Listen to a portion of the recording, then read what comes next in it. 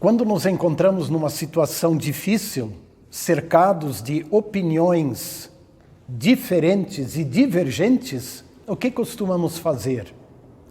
Procuramos analisar os fatos, procuramos buscar o consenso. Um cede aqui, outro cede ali, até que se chegue no consenso. Isso é recomendável em muitas situações. Em outras situações, é até necessário, como, por exemplo, neste tempo de pandemia.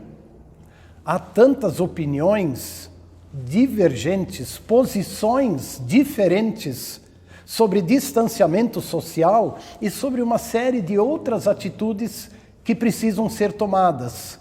Então é necessário dialogar bastante. É necessário buscar o entendimento, buscar o consenso e as melhores atitudes.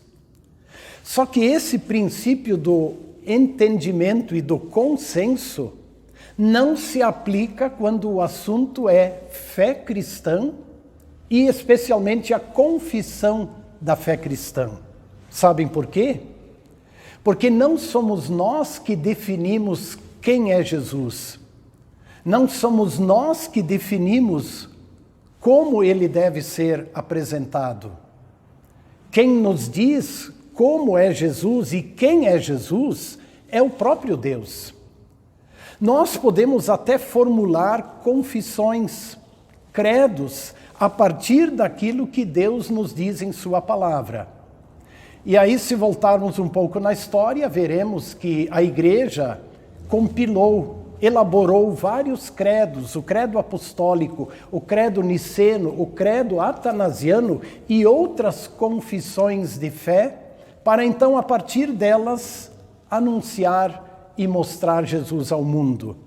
Mas o princípio válido é este: quem nos define sobre Jesus, quem nos diz quem é Jesus e como ele deve ser apresentado, é o próprio Deus.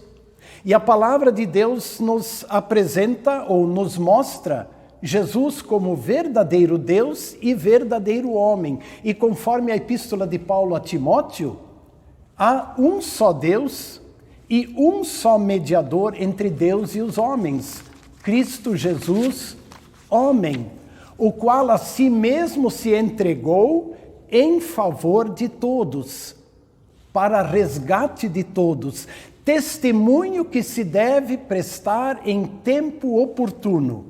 Observem esse detalhe. A epístola apresenta Jesus como verdadeiro Deus, verdadeiro homem e mediador, único mediador entre Deus e os homens. E então completa dizendo que esse é um testemunho que se deve prestar em tempo oportuno, quando a necessidade o exigir ou quando a oportunidade o permitir. Talvez esta seja a razão por que Jesus foi tão enfático quando ele disse: aquele que me confessar diante dos outros, também eu o confessarei diante de meu Pai que está nos céus. Porém, aquele que me negar diante das pessoas, também eu o negarei diante do meu Pai que está nos céus. Mas vamos voltar um pouco na história. Até o tempo do profeta Isaías, que anunciou a vinda do Salvador e inclusive anunciou um nome pelo qual o Salvador seria conhecido. Está lá em Isaías 9, Príncipe da Paz. Na noite da vinda do Salvador ao mundo, quando ele nasceu como filho de Maria, um exército de anjos cantou: glória a Deus nas maiores alturas e paz na terra entre os homens. O próprio Jesus várias vezes confortou seus discípulos dizendo: deixo-vos a paz, a minha paz vos dou. Também o apóstolo Paulo, nos seus escritos para as igrejas, apresentou Jesus como sendo a nossa paz. No entanto, o evangelista descreve as palavras de Jesus quando ele afirma: não penseis que vim trazer paz à terra. Não vim trazer paz, mas espada.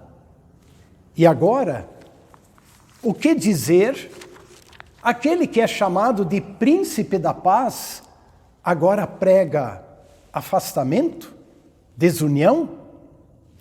Vamos entender o momento em que Jesus disse estas palavras. Palavras que nos intrigam. Elas estão escritas no capítulo 10 do Evangelho de Mateus. E esse capítulo começa relatando o momento em que Jesus enviou seus 12 discípulos para buscarem as ovelhas perdidas da casa de Israel. Jesus deu-lhes várias instruções, inclusive de que deveriam saudar as pessoas com a paz. Jesus também os preveniu, dizendo que eles seriam enviados como ovelhas para o meio de lobos, mas garantiu a sua presença com eles, e então os alertou, dizendo: vocês também vão encontrar dificuldades. Vocês vão estar diante de provações e dificuldades. E é aí que nós chegamos nas palavras de Jesus. Não vim trazer paz, mas espada. Sabemos que a espada divide, a espada afasta. A espada é um objeto não de agregação, mas de separação. Mas estas palavras de Jesus têm a ver exatamente com o que se confessa a respeito de Jesus e também com a reação das pessoas diante de Jesus, a quem os cristãos confessam como sendo verdadeiro Deus, verdadeiro homem e intermediário, mediador entre Deus e os homens. Vamos a um exemplo. Se na minha confissão de fé eu confesso que Jesus, ou testemunho que Jesus é um entre muitos profetas, que ele veio ao mundo para trazer bons ensinamentos, bom exemplo, se ele veio ao mundo para nos ensinar o amor, se ele é um bom exemplo a ser seguido, provavelmente eu vou ter a simpatia de muitas pessoas, porque muitos veem Jesus assim como um exemplo a ser seguido, um mestre que trouxe bons ensinamentos. Por outro lado, se eu apresento Jesus como o único mediador entre Deus e a humanidade, se eu apresento Jesus como o caminho, ou o único caminho que leva ao Pai, conforme suas próprias palavras, eu sou o caminho, ninguém vem ao Pai senão por mim. Se eu apresento Jesus dessa maneira, eu posso até ser taxado de intolerante, ser acusado de intolerância religiosa. E isso se faz sentir nos círculos onde nós cristãos vivemos e junto às pessoas com as quais nos relacionamos. E às vezes isso se mostra nos círculos mais íntimos, até no círculo familiar. E aí nós entendemos aquela palavra que Jesus disse: pois vim causar divisão entre o homem e seu pai, entre a filha e sua mãe, entre a nora e a sua sogra. O que Jesus quer dizer? Ele quer dizer que nada deve se colocar entre nós e ele. Nem mesmo uma pessoa querida, nem mesmo um familiar. Nada deve nos impedir de conhecer Jesus, de crer nele. E nada nos deve impedir de testemunhar esse Jesus. E se isso porventura vier a acontecer, então Jesus diz que o discípulo também deve tomar a sua cruz e seguir Jesus. Hoje em dia nós acompanhamos muitas discussões religiosas. Alguém me disse esses dias de que as questões de fé e de religião são um campo minado, como se fosse um campo cheio de minas prontas a explodir. As mídias sociais hoje, elas facilitam essas discussões religiosas. E é verdade. Ou melhor, eu diria, não existem brigas mais tristes e mais amargas do que as brigas religiosas, do que as discussões religiosas. Mas eu também quero alertar que confessar o nome de Jesus não é a mesma coisa do que discutir religião.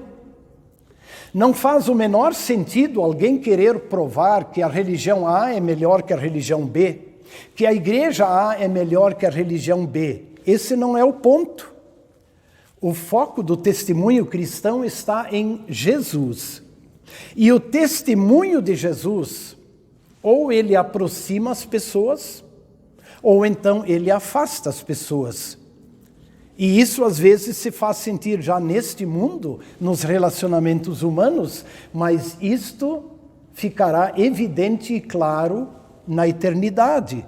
Porque até o próprio Jesus disse, aquele que me negar diante das pessoas, também eu o negarei diante de meu Pai que está nos céus.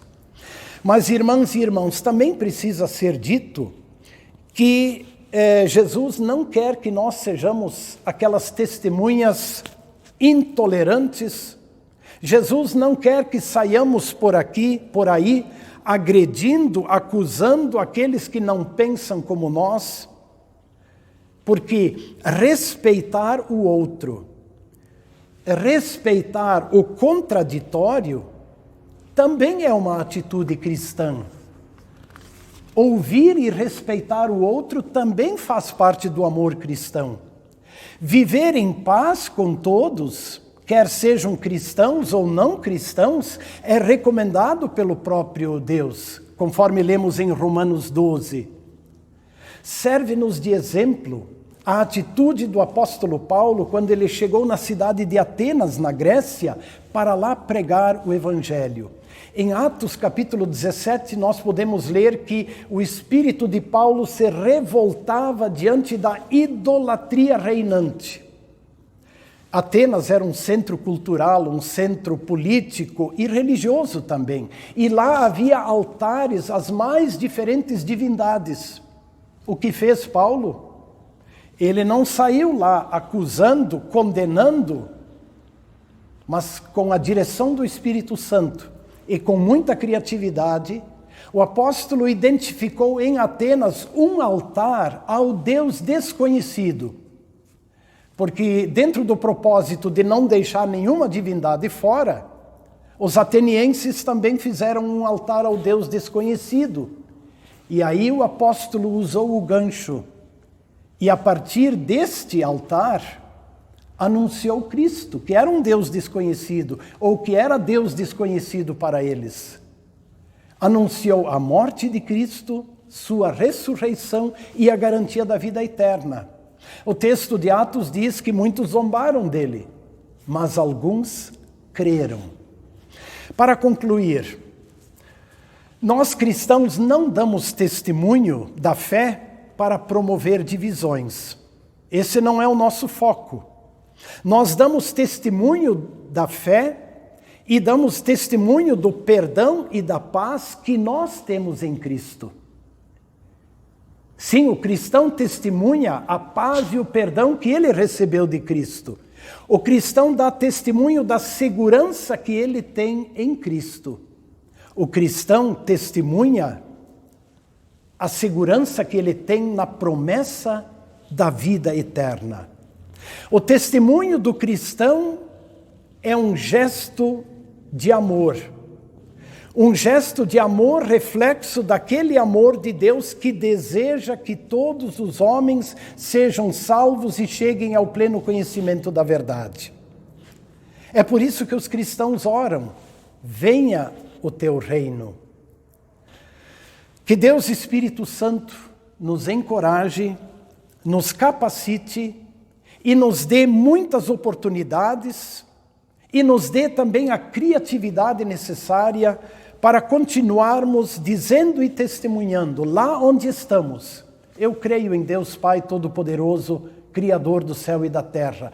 Eu creio em Jesus, verdadeiro Deus, verdadeiro homem, que padeceu, morreu, foi sepultado, ressuscitou, subiu aos céus, está à direita do Pai, dirige e governa todas as coisas e voltará para julgar os vivos e mortos e voltará para receber os seus.